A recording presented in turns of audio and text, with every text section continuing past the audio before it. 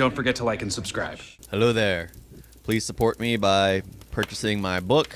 I'm spoiling it here. Follow me on Wattpad, where I'm actually releasing my rough drafts. Yeah, you'll see just the kind of things, well, I think I'm getting better at it, but just the kind of things my editors have to deal with.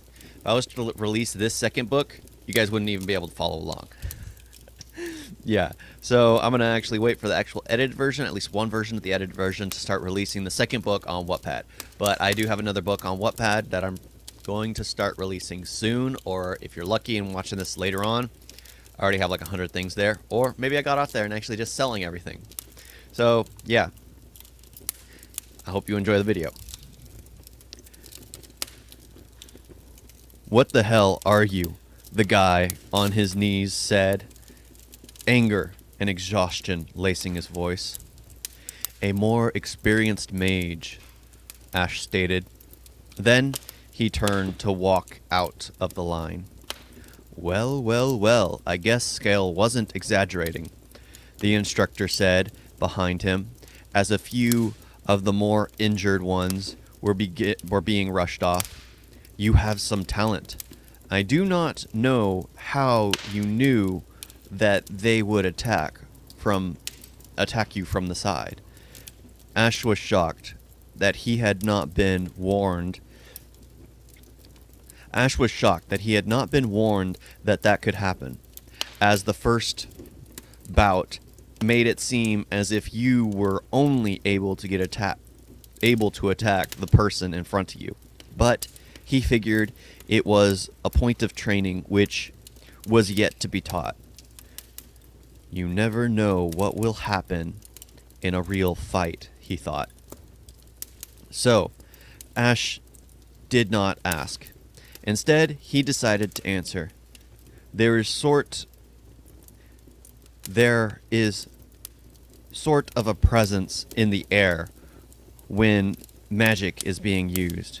Ash voiced his thoughts as he made an attempt to articulate it into words. "It's almost as if someone is whispering when there is an attack. I follow the feeling of that whisper, and I have just gotten used to responding to it." Ash shrugged his shoulders. "Well, that is interesting," the instructor said as the group began to disperse. "Was that it?" "What?" "Oh, yes. We normally do a couple of rounds, and then after that, the injured go to the healers, and the others do whatever you magic users do." "You don't use magic?" "Oh, great ones no," the instructor laughed. "You know how many of these upstarts would try and challenge me if I did?" He shook his head. No.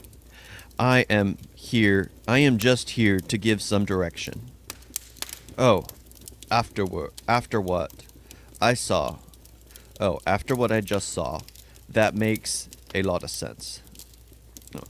"Oh, after what I just saw, that makes a lot of sense. They only listen to me because I dictate their future station." Ash nodded in understanding as the instructor turned to walk away. Ash was left there alone with the rest of the day free to do as he wished. He decided to continue with the simple physical training which they had done at the other camp. He searched for a staff-like stick first. Then he trained. Afterwards, he went to find Hollis and train with him. Ash found Hollis sitting on a rock in the middle of a rapid part of the river where the runoff from the Shadow Mountains joined it. The water did not touch Hollis, as it seemed to find a new way to flow. There were other students meditating all over the place. Ash decided to do the same while he waited for Hollis. He found a tree, so he knelt on his knees in his meditative pose and fell into a trance under it, returning to that place of darkness which, over the cycles, he had come to realize that everyone must see something similar to this space in their meditations. When he asked his father about it, his father told him, "I am not sure how to describe it really. I feel as though I am trapped between earth and water. I sway but cannot move. I am in a world I cannot control. I can only feel and hear." Hollis had also described it similarly. "I can't move, but I do know I am in different places. When I am in meditation, I have nothing but water under me and the sun beating down on me from above. And like all the others say, I can also only feel and hear." Of course, none of them actually knew how to describe it, because if Ash was using his own experience as a measuring stick, he was only able to describe it in the simplest of ways as well. Heck, how everyone else had described it was how he himself would describe it. The only difference was no one else had heard a voice when meditating, and the voice Ash had heard had never spoken to him again. But he found the state to be magical. Not like a beautiful state of flowing currents of magic, but like true magic. The sheer density of the state was immeasurable. "Why can I never move?" he said into the space. He wanted to be able to explore and see what was out there. To his surprise, this time, for the first time, he saw a light popping in the distance. But like, even the air in the space, it was both there and not there. Ash reached out toward the direction, and he felt more than saw that it was coming closer to him.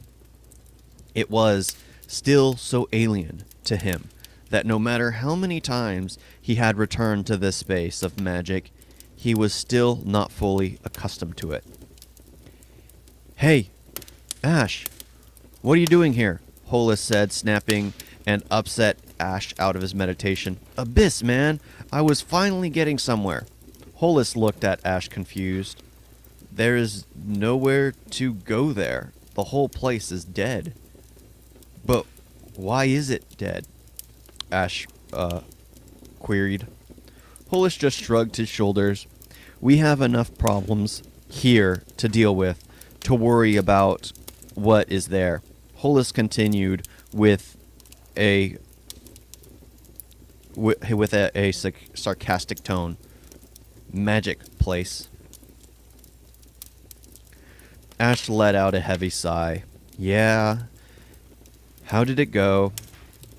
"I was told my strongest element is water, and to just sit and meditate until I can feel it." "How did they find out what your element is?" "They just had me cast a simple spell on a strange rock." I might need to use that." "Why?" "You are already good at everything. I feel it would be good to know." "Well, what happened with your training?" "You were already here when I got up." "Oh, well," Ash recapped his short training day to Hollis. "Sorry, man," Hollis said after Ash finished his story. "It seems to be instinct to dislike what is seen as different." Ash only shrugged his shoulders, already knowing too well that that was true. The following day progressed in almost the same manner. Ash would go off to duel, finish, then head towards Hollis to meditate until Hollis finished. The only things that seemed to change was that every day it seemed like more of the people in his class were out to get him rather than the other team. He never again saw or felt the presence of that light that both was and was not. The end of their week led to a break from the camp when they were allowed to travel into the city for the first time. Since they had arrived there, Ash got up, and then Hollis was ready. And when Hollis was ready, they headed into the city. They had not spoken to Peter or Gerd at all during the week, but they figured they would all find each other soon enough. There was a man standing outside the main gate with two young men flanking him, who were around Ash's own age.